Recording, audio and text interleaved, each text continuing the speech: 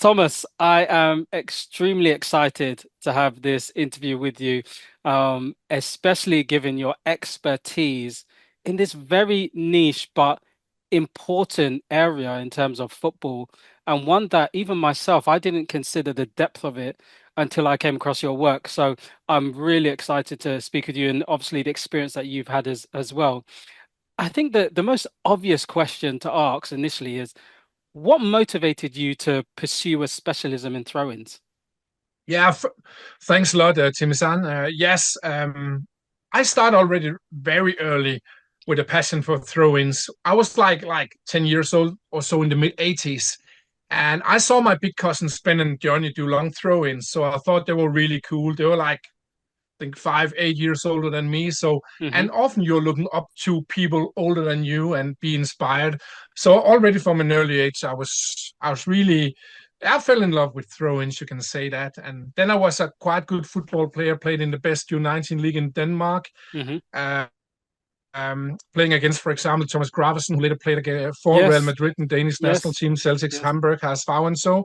And and and even though I was a good football player, I also had like some special weapons, and one weapon was the long throw-ins. I was really good Hmm. at that because I trained a lot, but also I was really fast. So in the mid '90s, I changed to athletics and came on the Danish national team. I was there for 6 years, Wow. running 100, 200, 4 meters in relays. And in that period, I took a lot of knowledge from athletics, not only the running, but also the throwing, like javelin throw, hammer Yeah. throw, shot put, and so on and so on. And that gave me a lot of knowledge there around movements. Then in 2002, I came on the Danish national bobsleigh team and was there for 4 years from 2002 to 2006. And in the middle of that bobsleigh period, we were playing an indoor football match against a German bobsleigh team. And the reason why we did that was we had a cooperation with the Germans. So Hmm. we trained with them daily. And then we played in like this indoor facility, 40 meters long, 20 meters wide. And then I threw just a ball from one end to the other. And they were like really impressed. Wow, how could you do this? And then I thought, wow, if I can make a good throw in, can't I teach players to do it? So I said to my teammates, "Hey, I want to be a throwing coach," and they were really supportive. And you know, if people are not supportive around you, some of those small ideas they're Yeah. like already Yeah. dead from the start, but they were supportive. And then I thought I could find after that bobsleigh trip a book on my in my local library about throw-ins, but there was no books, nothing on the internet.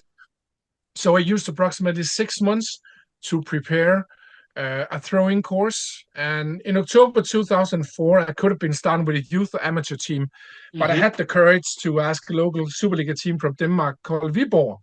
And they said yes. They scored a lot of goals on throw-ins, improved their throw-ins a lot, had the best placement in the club's history that season. So, so yes, to make a really long story quite short, then I started with my first professional team as a throwing coach in October 2004. So now I've been doing this for the last 20 years. Amazing, amazing. I love that how you crossed over different sports, started from how you were as a player, noticed it as a skill yourself, and then crossed over, to athletics and to bobsleighing. And so